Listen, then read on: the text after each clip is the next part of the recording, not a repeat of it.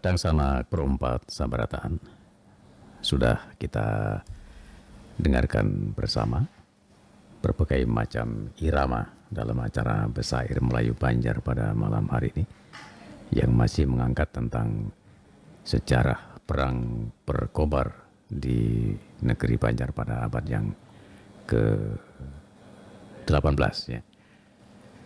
Nah, rasanya kita tidak lengkap kalau tidak mendengarkan pemaparan tentang syair-syair yang telah dibacakan oleh grup Sabubuhan ya, yang malam ini hadir ke studio program 4 daerah di Banjarmasin. Dan Sanak, ada sesuatu yang istimewa hari ini, penyelenggaraan Besair Melayu Banjar yang biasanya kita monoton ya dari episode awal sampai malam hari ini atau sampai episode yang minggu kemarin monoton, hanya besair dan pemaparan, kemudian besair dan pemaparan. Maka malam ini kami akan membuka line telepon, tapi nanti setelah pemaparan. Nah, oleh karena itu tolong didengarkan secara seksama pemaparan yang akan disampaikan oleh Pak Yuslan Nur. Kemudian nanti kalau sudah kami buka line telepon, sampean bisa masuk di 0811 5 satunya 3 kali 430 atau di 0857 5258 3180. Nanti setelah pemaparan kami akan membuka line telepon untuk interaktif. Apa tanggapan Anda tentang acara Besair, kemudian apa harapannya dan apa saran Anda. Nanti Anda bisa bertanya langsung dengan Pak Yuslan Nur. Baik Pak Yus. Iya Pak. Teman-teman sudah mulai haus setelah mengencangkan urat leher ya. Iya betul. Jadi untuk memberikan suasana yang sejuk, suasana yang mungkin santai, enjoy gitu setelah Besair, tentu akan kita dengarkan pemaparan tentang subtema malam ini. Baik Pak Yus, kami persilakan. Terima kasih Pak Iswan. Oke, sama-sama. Para pendengar dan hadirin di studio yang berbahagia, Assalamualaikum warahmatullahi wabarakatuh. Waalaikumsalam warahmatullahi wabarakatuh. Pada syair minggu yang lalu, dengan pemaparannya telah dijelaskan bahwa Walanda menyusun kekuatan di Marabahan karena adanya kabar angin, desas-desus, isu-isu akan datangnya serangan Tumenggung Suropati dari Siang Murung, yakni kawasan Buntok dan Moratewe. Juga adanya serangan dari Temenggung Jalil dari kawasan Benua Lima.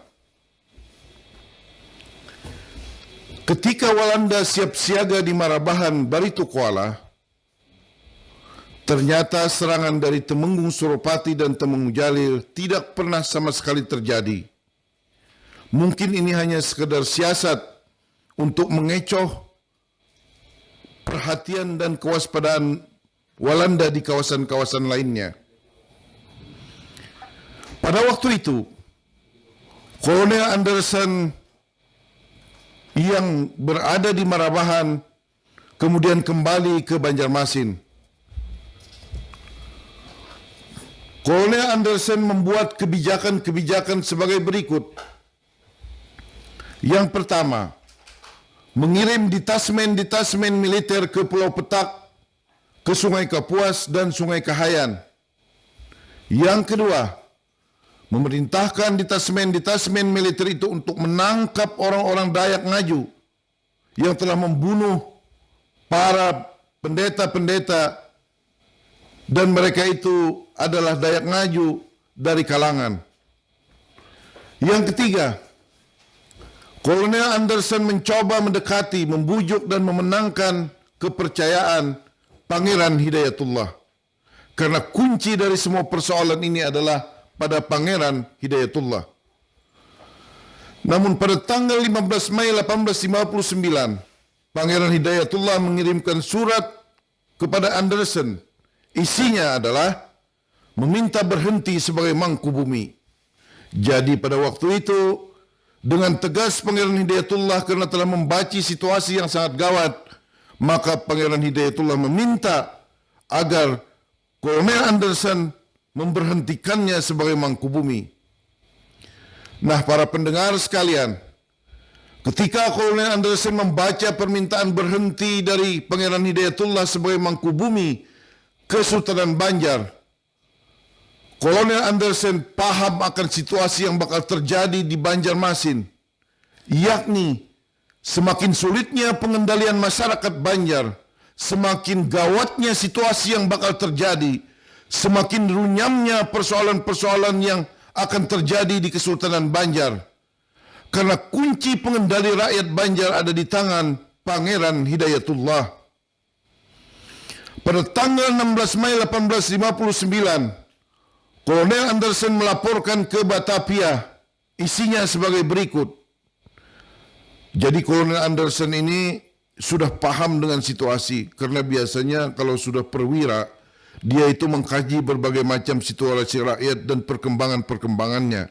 Maka dia laporkanlah kepada Gubernur Jenderal Hindia Belanda di Batavia, isinya bahwa seluruh rakyat dan kerajaan Banjarmasin melawan kita, kata Kolonel Anderson, yakni melawan Belanda. Hukuman akan menelan korban yang sangat besar di kalangan rakyat. Kalau seandainya ini Belanda menghukum rakyat, maka akan terjadi korban yang sangat besar pada masyarakat Banjar dan mengakibatkan penduduk menjadi jarang dan negeri Banjar menjadi hancur. Itu laporan dari Kolonel Anderson. Kolonel Anderson meminta bantuan militer untuk menjaga posisi Belanda yang sangat goyah dan memperbaiki serta mengendalikan situasi negeri Banjar dengan menghukum segala tindakan dan kekejaman yang dilakukan rakyat Banjar. Karena akibat pembantaian terhadap 40 orang Eropa menyebabkan orang-orang Eropa yang bekerja di pertambangan, di perkebunan, di perusahaan-perusahaan yang lain itu menjadi takut. Akhirnya pemerintahan Belanda sedikit agak lumpuh. Begitu juga pekerja-pekerja yang membantu pengusaha-pengusaha Belanda dan orang-orang Eropa lainnya juga menjadi ketakutan. Jadi tidak ada yang mau bekerja pada waktu itu. Kolonel Anderson juga mengusulkan agar Pangeran Tamjidillah diturunkan dari tahtanya dan mengangkat Pangeran Hidayatullah sebagai Sultan Banjar. Ini ujar orang Banjar ini, Kolonel Anderson ini sudah kasip, sudah terlambat, sudah hamuk rakyat, hanya mau usulkan Pangeran Hidayatullah untuk menjadi Sultan Banjar. Kalau sudah kasip nanggaya ini, maka tentu tidak ada penyelesaian yang terbaik. Pasti ada kehancuran-kehancuran berikutnya. Pada tanggal 25 Mei tahun 1859, Batavia, yakni Gubernur Hindia Belanda, mengirimkan sebuah upaya pemecahan masalah untuk Banjarmasin. Jadi yang namanya pemerintah Gubernur Hindia Belanda itu melihat posisi Banjarmasin itu sangat kaya dengan sumber daya alam dan diperlukan upaya-upaya pengamanan terhadap wilayah agar potensi-potensi wilayah itu dapat tergali bagi kepentingan pemerintah Hindia Belanda. Kebijakan itu antara lain pertama, mengangkat langsung Kolonel Anderson sebagai Komisaris Gubernemen dan Panglima Militer untuk Divisi Selatan dan Timur Kalimantan. Jadi zaman Belanda, Panglima Militernya itu bergabung antara Selatan dan Timur. Wah ini kayak itu juga, Pang. Jadi kalau kita berbicara Selatan zaman sekarang, itu tentu tidak terbuat Kalimantan Tengah. Tapi kalau berbicara zaman dahulu, Kalimantan Selatan termasuk juga Kalimantan Tengah. Yang kedua, pemecatan Residen Pon Bentem dan digantikan C.Z. Bosch sebagai residen. Yang ketiga, pengiriman tambahan pasukan militer dari Angkatan Darat dan Angkatan Laut, mengirim kapal-kapal perang dari Semarang, yakni kapal Arjuno, Celebes, Montrado, dan Bone. Jadi ini Belanda tidak main-main karena kegelisahan dari orang-orang Eropa dan kepentingan-kepentingan Belanda, maka menyebabkan mereka dengan sekuat-kuatnya mengirimkan pasukan militer Angkatan Darat dan Angkatan Laut untuk mengamankan situasi Banjarmasin pada waktu itu. Yang ketiga, pembentukan sebuah dewan militer. Jadi dibentuk juga dewan militer untuk membaca dan mengamankan segala situasi yang terjadi di Banjarmasin pada tahun 1859. Yang keempat, secara bertahap Tamjidillah diturunkan dari tahtanya dan Hidayatullah diangkat sebagai sultan asalkan Pangeran Hidayatullah tidak terlibat di dalam pemberontakan dan pembunuhan orang-orang Eropah. Nah, para pendengar sekalian dan hadirin di studio, sangat nyata Kesultanan Banjar telah berada dalam cengkraman kendali Belanda dan dengan nyata mereka mengatur kepemimpinan di negeri Banjar. Artinya kalau Tamjidillah tidak cocok, ganti dengan yang ini, itu terserah Belanda saja lagi karena mereka punya pengendali kekuasaan. Selagi pasukan-pasukan Belanda masih di Pulau Tatas, nah ini sekarang Masjid Sabilal Muhtadin.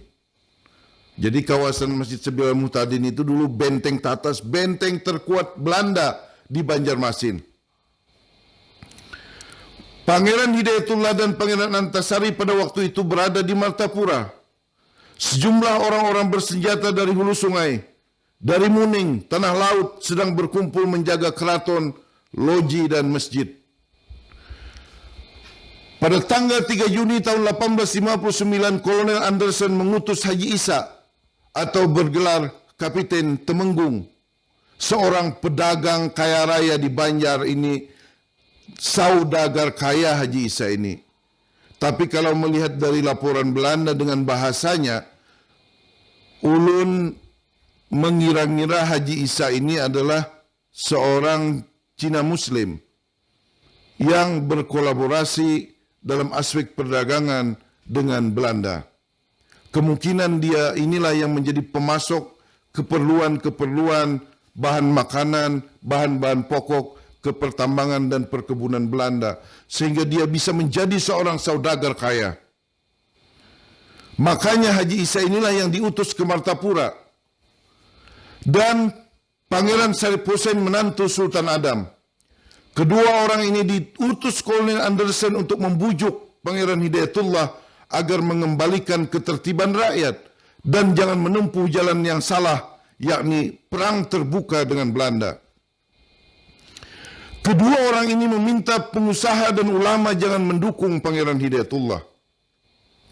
Jadi ada upaya-upaya yang dilakukan oleh Kolonel Anderson agar para ulama, para pengusaha dibujuk oleh begundal-begundalnya, yakni Haji Isa dan Pangeran Syarif Hussein agar jangan memihak Pangeran Hidayatullah, karena sebetulnya pada waktu itu pada serangan 10 hari pertama itu sebetulnya dimenangkan oleh kelompok Pangeran Hidayatullah dan Pangeran Antasari.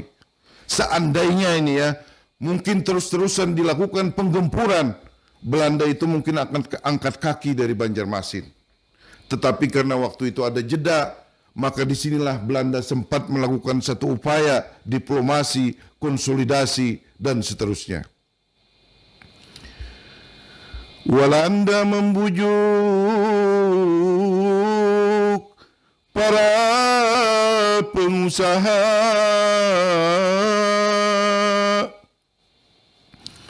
jangan mendukung Hidayatullah berkuasa. Para ulama dibujuk setia bersama agar Hidayatullah tiada diterima.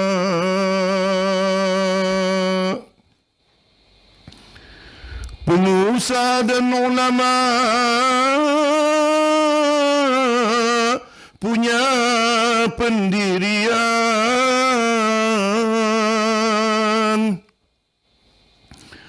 Walanda musuh tiada perlu dukungan.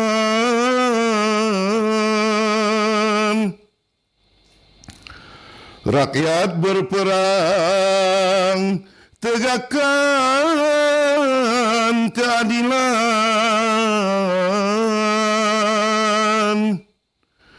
perjuangan sesuai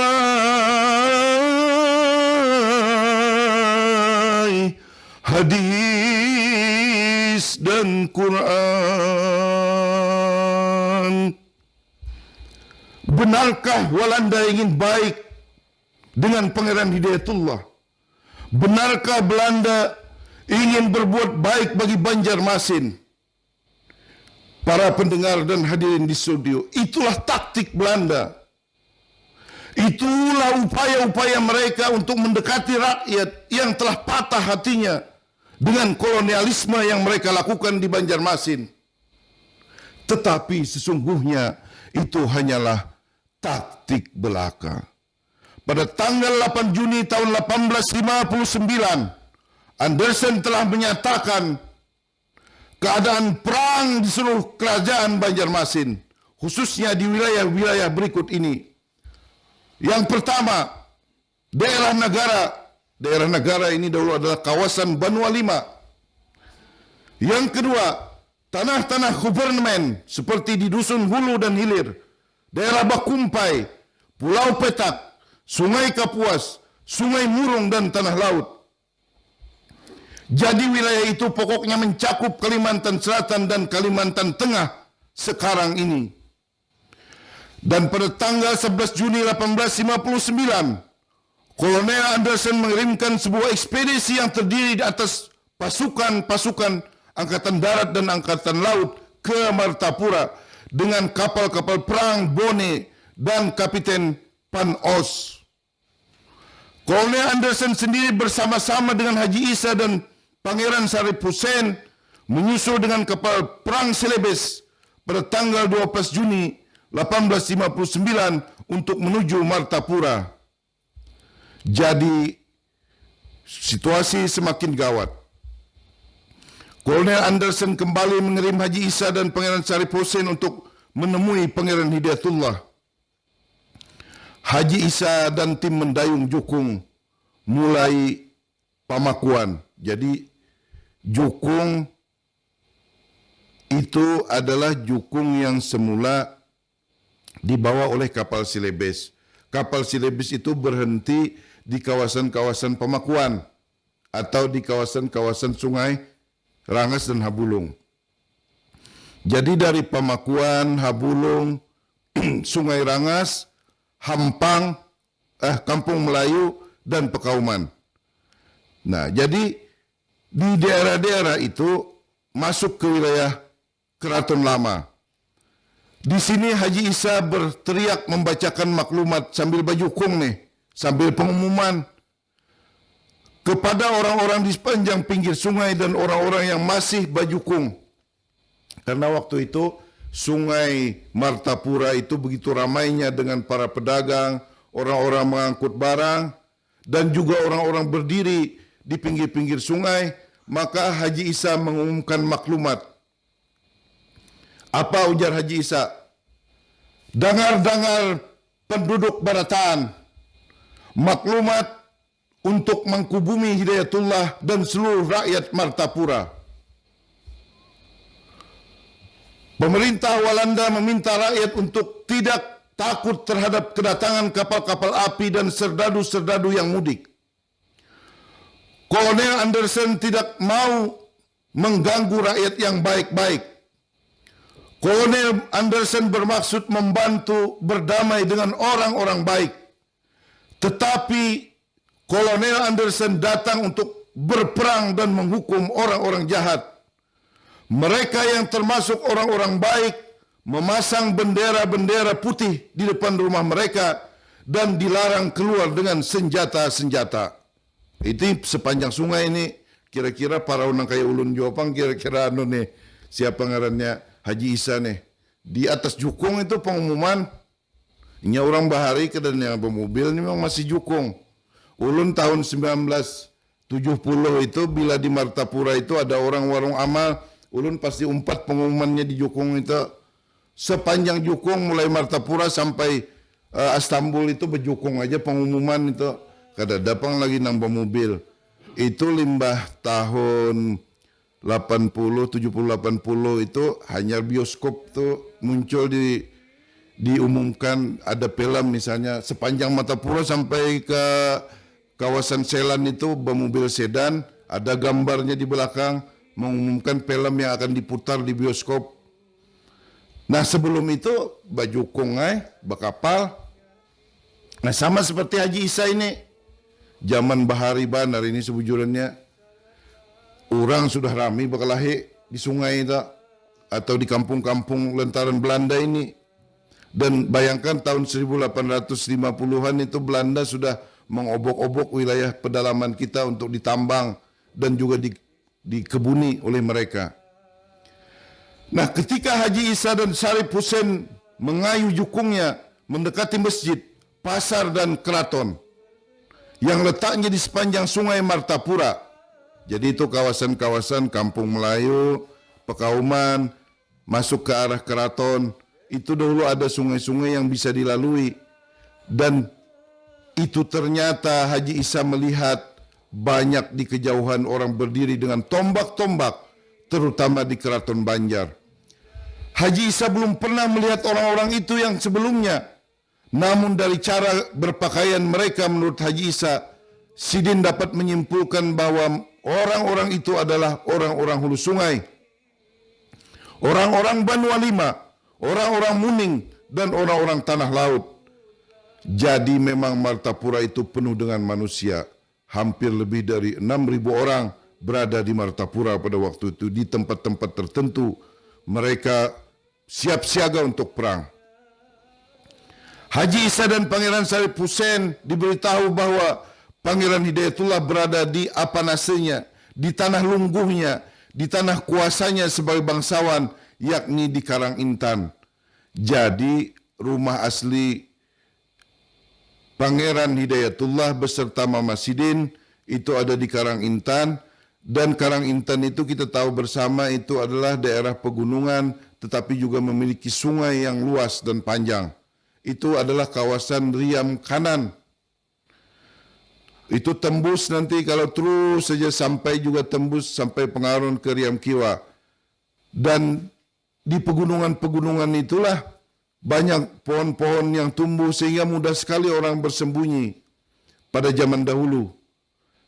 Nah, Haji Isa mendengar bahwa Pangeran Hidayatullah lagi berada di Karangintan, maka meminta pengikut Pangeran Hidayatullah agar Pangeran Hidayatullah itu disuruh untuk datang pada sore itu juga ke Martapura, sebab Kolonel Anderson sedang berada di Martapura. Setibanya Haji Isa ke kapal Silibes, tempat Kolonel Anderson menumpang, ternyata kolonel itu sedang bersiap-siap untuk merebut keraton dan loji Martapura dan ingin menggerakkan pasukan-pasukan atau serdadu militer dari kapal Bone. Serdadu-serdadu itu sudah turun ke skoci-skoci mereka. Maka Haji Isa menyarankan kepada Kolonel Anderson, "Wahai kolonel, tidak bijaksana apabila mengambil alih istana jam 3 sore ini. Karena banyak sekali orang-orang bersenjata di tepi-tepi sungai. Akan terjadi pertumpahan darah yang luar biasa." Kolonel Anderson kemudian setuju dan memerintahkan serdadu-serdadunya yang sudah dalam skoci untuk kembali ke kapal. Dan kolonel berjanji akan mengerahkan pasukan pada pagi hari. Maka pada malam harinya, Haji Isa bermalam di rumah kenalannya yang juga haji di Martapura. Bermalam main dulu Haji Isa di rumah haji itu. Banyak orang-orang tua yang datang menemani Haji Isa. Mereka menyarankan agar Haji Isa lebih baik berunding dengan Pangeran Antasari, karena orang-orang yang bersenjata itu adalah pasukan-pasukan Pangeran Antasari. Haji Isa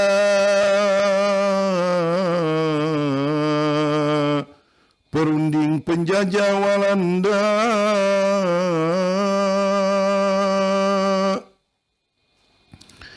duduk termenung, pikirkan nasib Banua.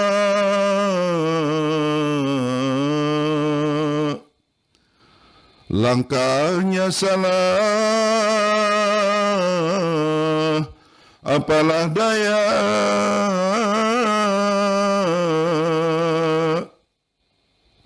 Menjadi begundal, sangatlah tersiksa.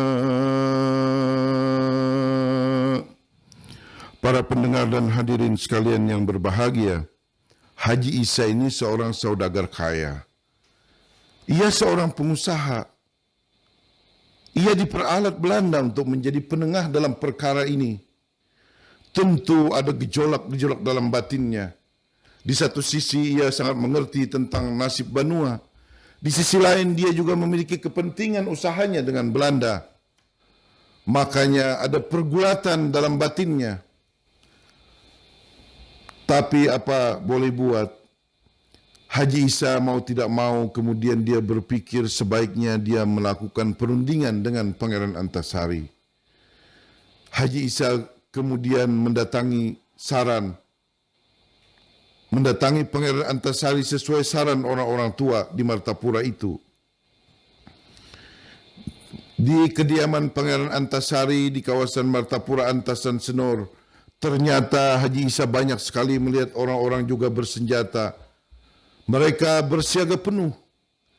Gair jua Pang Haji Isa melihat orang yang banyak itu menggatar jua lintuhut sidin. Jangan-jangan sidin aku salah ucap ni. Kemudian sidin mengucapkan salam. Assalamualaikum. Dari dalam rumah dijawab waalaikumsalam. Haji Isa kemudian disuruh duduk di ruang tamu. Dan kemudian Antasari keluar menemui Haji Isa. Langsung Pangeran Antasari ini bertanya, "Apa kabar?" tanya Pangeran Antasari kepada Haji Isa. Jadi ujar Haji Isa, "Ulun ni pangeran nai datang nah dengan sepenuh-penuh permintaan, dengan pengharapan akan sampian kabulkan. Yang itu orang-orang banyak di dalam keraton dan di loji dan di dalam masjid, ulun minta keluarakan ini malam juga." Pangeran Antasari menjawab dengan tenang, lembut tapi tegas. "Yang kurasa itu orang-orang Pangeran Wirakesuma," ujar Pangeran Antasari. Lalu Haji Isa berkata lagi, "Yang saya tiada kenal lain-lain orang, melainkan ulun minta dengan 1000 permintaan akan itu orang-orang keluar malam ini juga. Karena tiada patut sekali-kali mau karja yang tiada baik di dalam negeri, menjadi cilaka orang-orang baik yang tiada turut dan tiada mempekerjakannya yang jahat-jahat. Maka jikalau sampian tiada mau menurut dan mengikut ikhtiar-ikhtiar ulun ini, apa orang punya nyawa yang terbunuh, dan orang punya darah yang tertumpah di tanah, dan orang punya air mata yang jatuh, sampian mesti pikul dia punya cilaka itu orang semuanya, sebab dengan pekerjaan sampian ini," ujar Haji Isa. Pintar jua Haji Isa ini membujuk Pangeran Antasari. Pangeran Antasari dibawa oleh Haji Isa dalam situasi kejiwaan, suatu situasi pengerasaan, yakni bagaimana akibat jika terjadi perang, di mana tentu saja terjadi pertumpahan darah, akan ada orang yang mati, akan banyak banyu mata tertumpah karena kehilangan suami, dan lain sebagainya. Apa jawab Pangeran Antasari? "Apa boleh buat?" kata Pangeran Antasari. Karena pangeran ini mengerti bahwa peperangan memang mesti ada korban jiwa, ada korban nyawa, ada korban perasaan. Tapi Haji Isa terus membujuk Antasari. Akhirnya Pangeran Antasari menerima saran dan bujukan Haji Isa. Pangeran Antasari kemudian memerintahkan orang-orang bersenjata itu untuk menggerakkan keraton, loji dan masjid. Artinya nih, Pangeran Antasari tidak ingin ada korban di kalangan rakyat yang tidak mengerti persoalan. Sesuai dengan hukum Islam, bahwa tidak boleh terjadi korban semestinya pada anak-anak, pada perempuan, pada pepohonan. Maka Pangeran Antasari sangat mengerti betul arti hukum Islam tersebut. Itu memang perang di zaman dahulu yang hanya menggunakan tombak, parang, kemudian senapan. Sedikit, ya tentu kalau Belanda waktu itu punya meriam, hancur juga pepohonan. Nah, kita tahu bersama bahwa berakhirnya Perang Dunia Kedua itu sejak ditemukannya bom atom. Ya, setelah bom atom di mana kota Hiroshima dan Nagasaki dibom atom oleh tentara sekutu, hancur total, tidak ada yang tersisa. Kita melihat akibat perang itu tidak ada lagi yang bisa dilakukan, tidak ada lagi yang bisa disesuaikan dengan hukum. Apalagi perang sekarang ini, kita melihat kehancuran kawasan-kawasan di Syria, kawasan-kawasan juga di Afghanistan, dan lain di belahan-belahan bumi yang lain dengan peperangan modern seperti sekarang ini dengan senjata-senjata yang canggih. Bagaimana mungkin kita melihat korban anak-anak, perempuan, kakek-kakek. Makanya para pendengar dan para hadirin sekalian, tentu kita berdoa jangan sampai negara kita yang aman, Gemah Ripahlo Jinawi ini jangan sampai terjadi seperti yang terjadi di Syria dan seterusnya. Karena akibatnya kita juga yang akan merasakan kehancuran dan akan merasakan deritanya. Maka Haji Isa kemudian pulang. Haji Isa berunding sampailah Pajar. Antasari cerdas, sangatlah pintar. Siasatnya tegas, dibaca sukar. Pasukannya kuat, bagai berpagar. Sebetulnya tuh Bapak Ibu sekalian, para pendengar sekalian yang berbahagia, seandainya Pangeran Antasari pada waktu itu melakukan perlawanan dengan jumlah yang banyak, orang-orang yang ahli menyalam, ahli-ahli berkunjung, ahli-ahli menyumpit dan seterusnya, bisa saja mereka memenangkan. Tetapi yang namanya Pangeran Antasari sadar betul bahwa peperangan itu terjadi di jantung kota Martapura, maka tentu akibatnya di jumlah penduduk yang begitu banyak akan terjadi korban jiwa yang begitu banyak. Maka Sidin pun akhirnya menarik pasukan sehingga sejak sampai subuh pasukan itu telah lenyap di kawasan-kawasan keraton, loji, dan masjid di Martapura.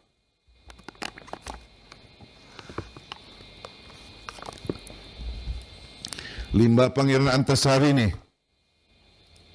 menarik pasukannya lalu beromong Haji Isa.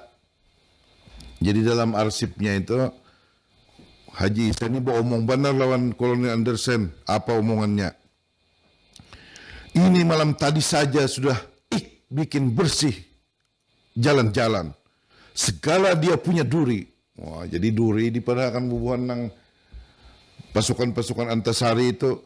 Dan dia punya sampah sudah kerja bersih yang sekarang Tuan Besar boleh kasih naik serdadu-serdadu.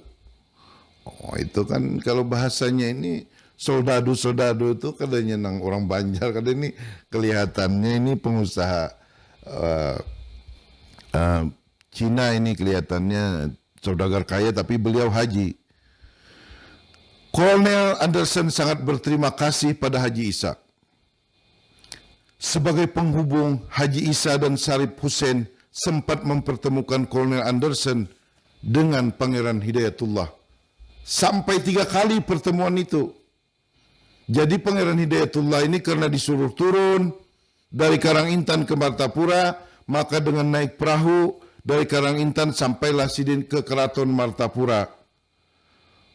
Pertemuan pertama terjadi di Keraton Martapura. Pertemuan itu sangat kaku dan sangat tegang antara Pangeran Hidayatullah dengan pengiring-pengiringnya, dengan Kolonel Anderson. itu saling curiga mencurigai, saling waspada.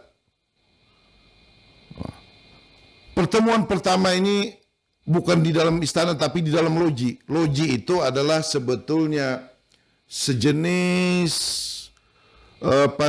tempat untuk menyimpan hasil-hasil kekayaan alam sementara. Jar kita itu gudang sebetulnya loji itu. Nah, pada tanggal 13 Juni 1859 kejadiannya, isinya adalah Kolonel Anderson meminta kepada Pangeran Hidayatullah untuk menjadikan keraton sebagai tempat menginap bagi militer atau serdadu-serdadunya.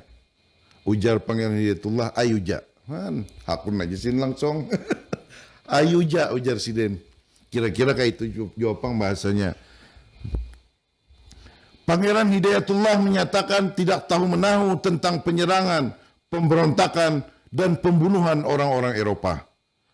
Pangeran Hidayatullah justru menyatakan telah menyelamatkan istri-istri dan anak-anak orang Eropa. Jadi dalam pertemuan ini, Pangeran Hidayatullah ingin menyatakan bahwa Siden kada terlibat. Padahal kita tahu bersama dari awal Siden itu umpat terlibat. Maka pertemuan yang kedua itu pada Pohon Kamarian atau sore hari di rumah Pangeran Hidayatullah. Sebagai suatu kunjungan kehormatan, Kolonel Anderson bersama seluruh stafnya mendatangi rumah Pangeran Hidayatullah yang ada di Martapura. Nah, inilah pandainya diplomasi militer Belanda pada waktu itu, terus-menerus mendekati bangsawan Banjar. Jadi dengan perasaan didekatinya Pangeran Hidayatullah itu, intinya tentu bagaimana agar tujuan kepentingan Belanda di negeri Banjar selalu dapat dicapai. Dan yang ketiga tanggal 14 Juni tahun 1859 juga antara Kolonel Anderson dengan 30 Pangeran Banjar yang pada intinya pada waktu itu tercapai kesepakatan-kesepakatan di mana akan kita jelaskan dalam paparan berikutnya. Karena inti dari kesepakatan itu nanti adalah bahwa orang-orang Banjar tidak boleh lagi membawa senjata keluar rumah, terutama mereka-mereka yang dianggap yang melawan Belanda. Nah, kalau sudah kada boleh bersenjata, kada boleh membawa parang, maka tentu dengan mudah Belanda menciduknya. Tapi lamun orang di hulu sungai itu biasa aja bubuhannya itu di pinggang itu membawa lading atau membawa karis. Kalau di Martapura itu orang dah kepahumaan itu beparang aja juga.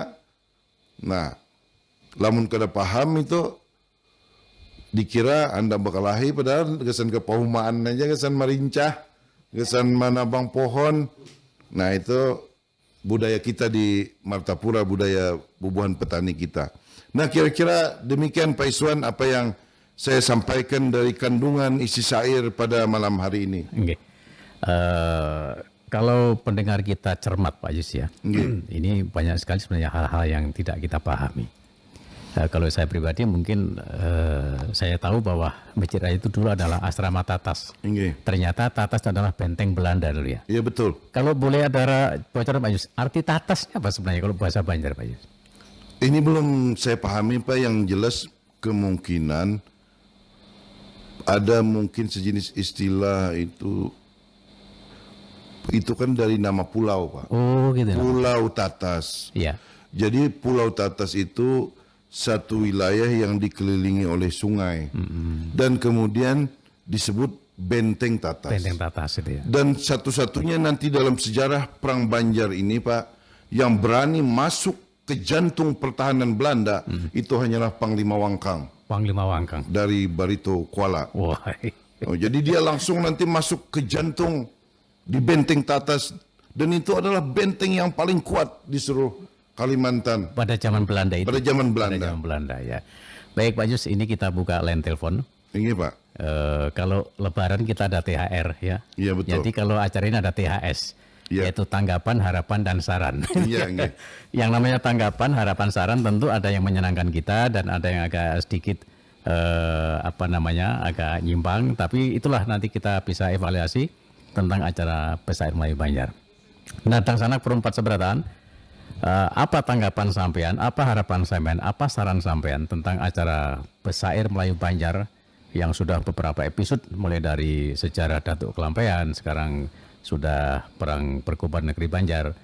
Tentu yang sudah mengumpati, mendengarkan dari awal, banyak hal-hal yang sudah bisa sampean simak, ya, bisa sampean masukkan ke pikiran sampean. Nah, ini bisa disampaikan dengan Pak Yus pada malam ini di line telepon 0811 5 3 kali 430. Kami sangat mengharapkan tanggapan, harapan, dan saran dari pendengar kita, karena selama ini kita monoton, setelah pesair, pemaparan, terus bubar gitu ya.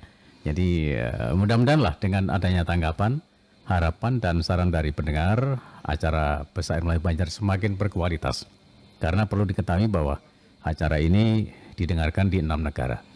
Jadi kalau boleh dikatakan ada Turki Pak Yus ya. Ada Turki, ada Kanada, ada Australia, ada Amerika, dan juga ada Malaysia. Nah, ini adalah negara-negara yang mendengarkan acara Pesair melalui RRI Play di smartphone. Bahkan juga di streaming ini bisa didengarkan. Baik, kami mulai untuk dibuka di 0811 5 1-nya 3 kali 430. Nang hendak memberikan saran, tanggapan, dan harapan tentang acara ini, ulun persilakan sampean bisa telepon ke acara ini dari sekarang. Nah, ya. Jadi nanti sampean bisa ngobrol dengan Pak Yus. Pak Yus akan menjawab, Pak Yus akan memberikan penjelasan, kemudian juga hal-hal lain yang sekiranya dipandang perlu ya untuk saran dari pendengar kita. Baik, Kang Sanak, di sini ada 2 line. Ada 0811, juga ada 0857. Jadi mana nang pian anggap ini lebih lebih bersih, lebih jernih, bahkan lebih irit. Kalau boleh dikatakan lebih irit, mungkin Anda bisa pilih di 0811 apa di 0857. Jadi ulun hadangi pian di kesempatan malam hari ini. Tampulu ini ya. Tampulu ada interaktif, waktu yang sedikit kita manfaatkan, kesan pendengar kita seberatan. Sebelum telepon masuk, kembali Pak Yus ulun Anda petakon. Mungkin ini dari segi bahasa memang agak beda ya. Iya, Pak. Kalau yang namanya loji itu, kalau dalam bahasa kami di Jawa itu lumbung Pak Yus. Iya. Yang untuk menyimpan musim panen benih. Ya, Betul, di sini apa namanya, gudang mungkin ya? Gudang, Pak. Gudang ya, Iya. lumbung. Kemudian ada istilah yang namanya di tahun 70-an Pak Yus mengatakan bahwa kalau ada warung amal keliling pakai kelutuk. Iya, betul. Nah, itu dalam bahasa Jawa ledang namanya. Oh, di sini mungkin rolling ya. Rolling. Keliling kampung yang pakai pengeras. Iya, betul. itu. Nah, itu zaman-zaman itu memang pakai kelutuk, kemudian di era selanjutnya pakai mobil, dan setelah zaman terus berkembang maju, tentu rolling ini menggunakan semacam pengeras suara yang ini pengalaman kami waktu main musik. Ya, waktu main musik kalau ada musim panen, orang mencari dana bangun pos kampling, bangun puskesmas, itu katanya pakai musik, mendatangkan artis dan dikarciskan, kemudian kami rolling pakai pengeras suara biasa seperti itu. Iya, betul, Pak. Jadi kalau wajar aja kalau siapa yang Pak Haji Isa, Pak Haji ya? Iya, betul, Haji Isa. Itu menggunakan cara itu barangkali memang lebih efektif pada zamannya. Iya. Dan kalau ulun amati dari segi dialeknya Haji Isa tuh memang kayak Chinese, Pak Yus. Iya, betul. Tapi Islam naik haji ya? Iya, naik haji. Isa, wah, luar biasa. Ternyata zaman dulu sudah ada seperti itu. Sudah ada, Pak. Bahkan kalau kita mengungkap sejarah Majapahit itu ada juga yang dari Chinese masuk Islam. Ya, ada yang masuk Pak Yus, kita terimakan dulu ya. Iya, Pak. Halo, selamat malam. Malam, Assalamualaikum. Waalaikumsalam warahmatullahi wabarakatuh. Dari Mama Eca. Mama Eca di kawasan. Assalamualaikum Pak Yus. Waalaikumsalam warahmatullahi wabarakatuh. Ada yang disampaikan untuk Mama Eca dari Pak Yus?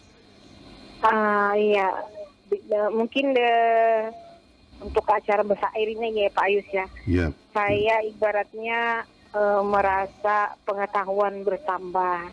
Amin. Selama ini kan ibaratnya kan kita mengetahui sejarah kebanyakan kalau kita di sekolah-sekolah ya Pak Yus dulu ya. Iya betul. Itu kan sejarah secara nasional. Iya betul. Nah, sedangkan dengan mendengarkan bersair ini, kita jadi tambah pengetahuan lebih mendalam tentang pahlawan kita, khususnya Kota Banjarmasin ya Pak Yus ya. Iya betul. Terus terang bagi saya sendiri rasanya banyak sekali yang kurang mengerti atau kurang tahu sejarah jalannya yang namanya Pangeran Tasari, terus yang sekarang ini kan juga yang Pangeran Samudra dulunya ya kan, Iya, betul. dari Kalimantan semua ya Pak Yus ya. Iya. Jadi dengan acara ini saya terus terang merasa begitu banyak masukan tentang sejarah Banjar gitu loh Pak Yus. Iya, nggih. Terima kasih Bu. Iya.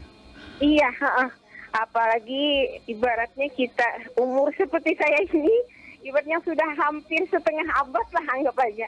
Baru sekarang ini, baru setelah ada tayangan Besyair di Pro 4, saya merasa lebih bisa banyak menambah pengetahuan terutama tentang sejarah Banjar. Iya. Sejarah-sejarah kita sedangkan waktu sekolah dulu ya Pak Yus ya, Iya, ibaratnya tidak dipaparkan secara rinci seperti yang Besyair ini gitu loh Pak Yus. Iya. Makanya kadang kalau saya membaca buku-buku dari Pak Yus yang Iya. Besyair, meskipun kita sendiri nadanya juga mungkin tidak bisa mengikuti seperti Pak Yus, tapi kita mencoba buat ikut bisa melestarikan acara Besyair Pak Yus. Iya, nggih. Tinggi, jadi saya senang sekali dengan acara ini, terutama untuk menambah pengetahuan, mudah-mudahan juga untuk anak-anak kita ya Pak Yus ya. Iya betul. Generasi muda mudah-mudahan juga banyak yang senang dengan ini kebudayaan ya Pak Yus, dengan betul. kebudayaan kita ya termasuk Besyair. Jadi itu saja Bang Iswan tanggapan saya Ya, tentang terima acara kasih. ini. Terima kasih. Ya. Assalamualaikum. Waalaikumsalam warahmatullahi wabarakatuh. Padahal jawabannya sebenarnya singkat Pak Yus.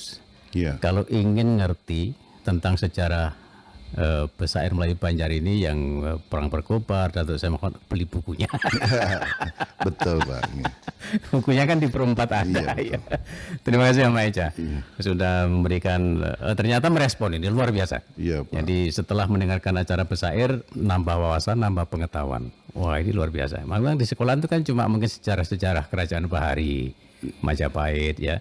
Iya, Kemudian bukunya itu ada gambar Pangeran Tas, ini Pangeran Nasional. Pangeran ya pahlawan nasional maksudnya, bukan Pangeran pahlawan nasional. Baik Pak Yus, mungkin ditanggapi dari Mama Ica tadi bisa. Iya Pak Iswan, terima kasih ke Mama Ica ya.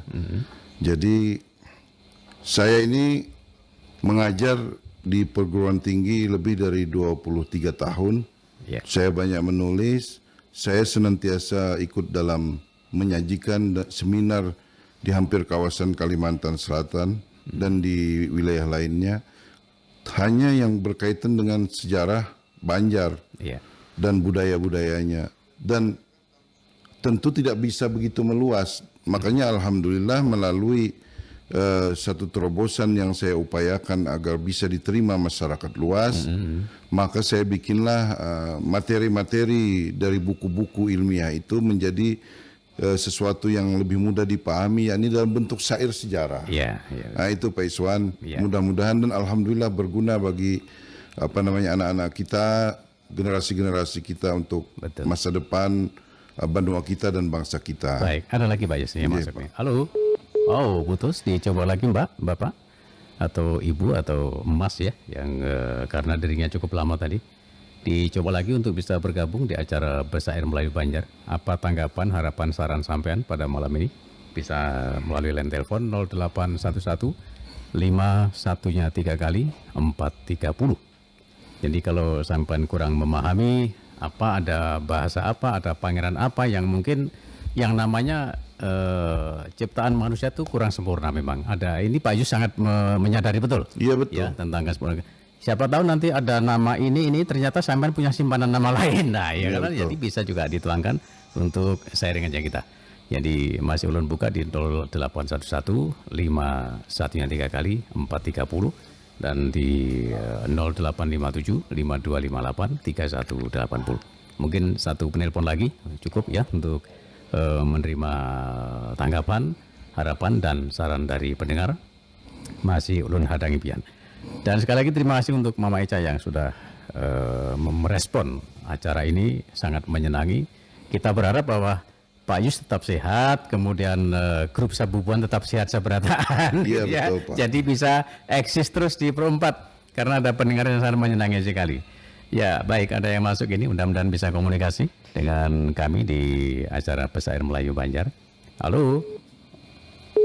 Halo? Oh, putus lagi ya? Masih kurang bisa nyambung. Ini memang teleponnya sekarang agak beda dengan telepon yang kemarin Pak Yus. Oh gitu Pak. Kalau yang kemarin kan telepon kabel itu kayaknya sih sangat berat, tapi ini lebih jernih suara, ya suara lebih jernih. Ya masih masuk lagi, mudah-mudahan bisa komunikasi. Di sudah 2 kali pencet ya. Halo. Baik, nggak bisa masuk Pak Yus, kita akhiri saja jumpa kita dalam Pak. acara Pesta Damai Banjar. Mungkin ada sedikit kesimpulan dari Pak Yus, silakan. Jadi memang syair sejarah yang beberapa hal memang yang saya tulis ini dalam rangka mendekatkan pemahaman masyarakat Banjar khususnya dan masyarakat Kalimantan pada umumnya dan masyarakat Indonesia pada umumnya, bahkan masyarakat dunia, bagaimana memahami sejarah Banjar itu lebih mudah. Makanya dibentuklah satu buku dalam bentuk syair ini. Dan kemudian dari penjelasan yang sudah saya kemukakan tadi, dapat kita simpulkan bahwa memang yang namanya Belanda itu dia berupaya untuk bagaimana menguatkan kekuasaannya dengan cara mendekati para bangsawan-bangsawan Banjar sehingga Belanda bisa kembali meraih simpati para bangsawan, namun di sisi lain dia berupaya juga untuk bisa menghabisi dan menguatkan kekuasaannya kembali. Nah demikian kira-kira Pak Iswan. Baik. Dan saya akhiri dengan wassalamualaikum warahmatullahi wabarakatuh. Waalaikumsalam warahmatullahi wabarakatuh. Pendengar dan sanak forum perseberatan, demikian acara Pesair Melayu Banjar pada malam ini. Mudah-mudahan bermanfaat, menambah wawasan dan pengetahuan bagi kita. Kita berpisah dulu, jumpa lagi pada kesempatan yang akan datang.